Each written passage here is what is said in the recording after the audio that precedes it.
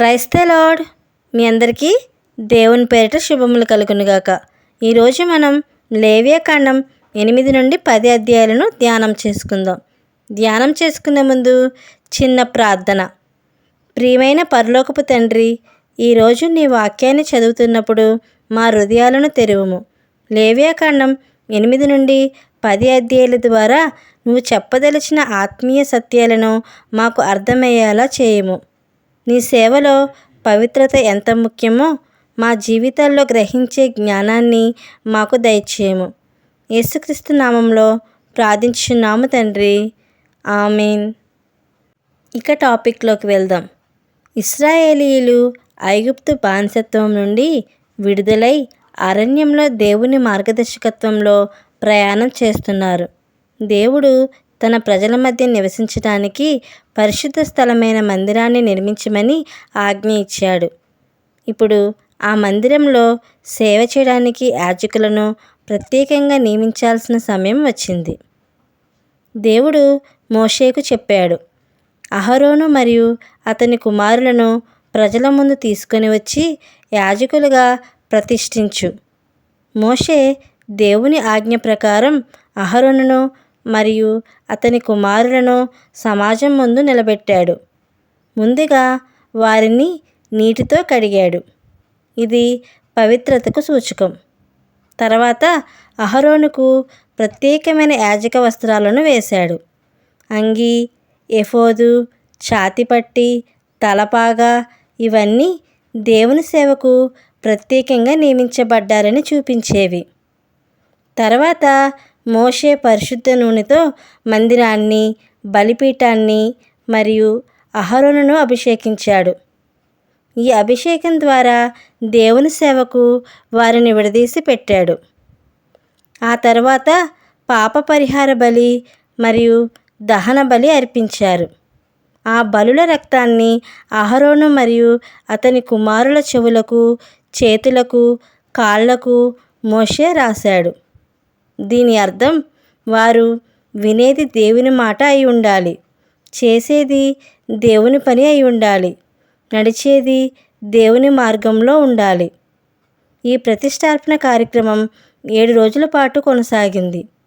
అహరోను మరియు అతని కుమారులు ఆ రోజుల్లో దేవుని సన్నిధిలో ఉండి తమ సేవకు సిద్ధమయ్యారు.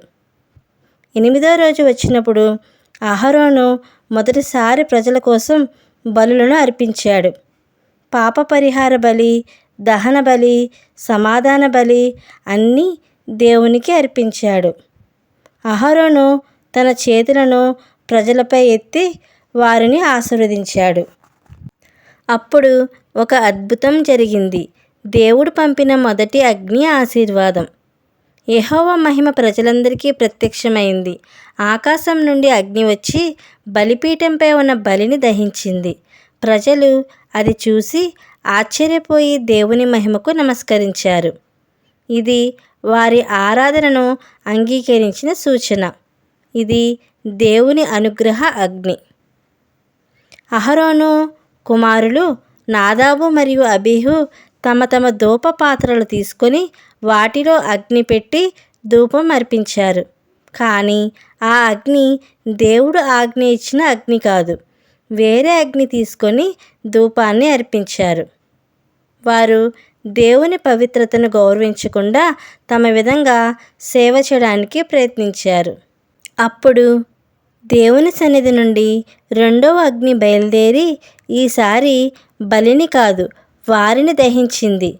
వారు అక్కడికక్కడే మరణించారు.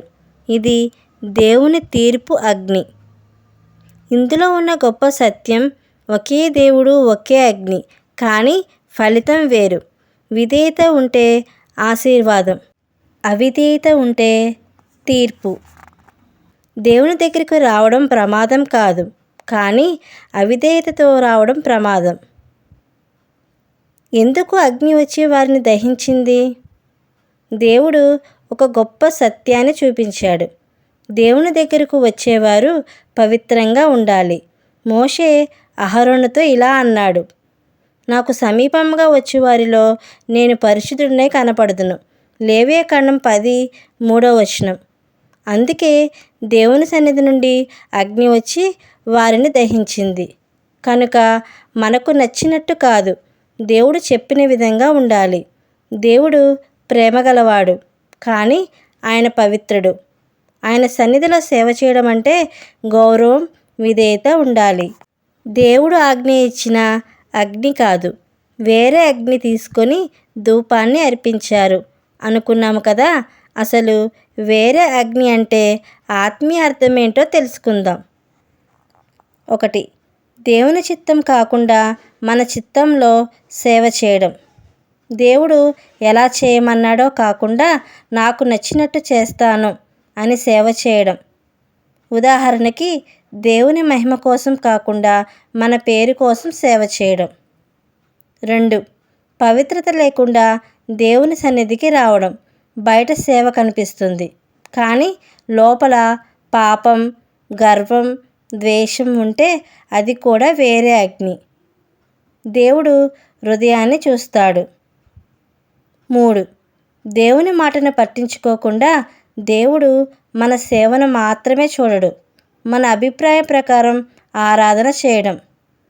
దేవుడు మన సేవను మాత్రమే చూడడు, ఆ సేవ వెనుక ఉన్న హృదయాన్ని కూడా చూస్తాడు.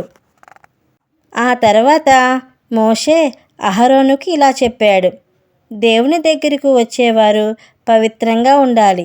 అహరోను తన కుమారులను కోల్పోయినా దేవుని నిర్ణయాన్ని గౌరవిస్తూ మౌనంగా నిలిచాడు.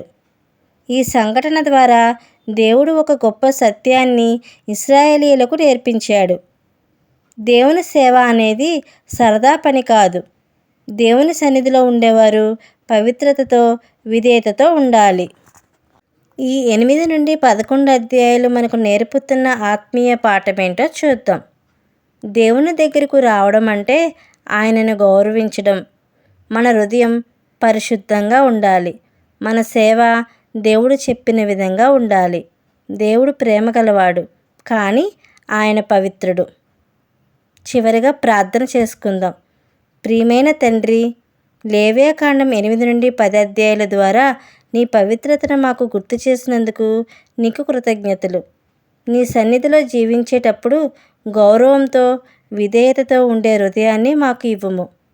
మా జీవితం నీకిష్టమైన బలిగా మారేలా మమ్మల్ని నడిపించుము. యేసుక్రీస్తు నామంలో ప్రార్థించుచున్నాము తండ్రి, ఆమేన్.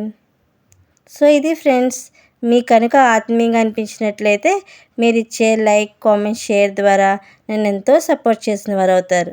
Thank you friends. మరొక టాపిక్తో కలుసుకుందాం.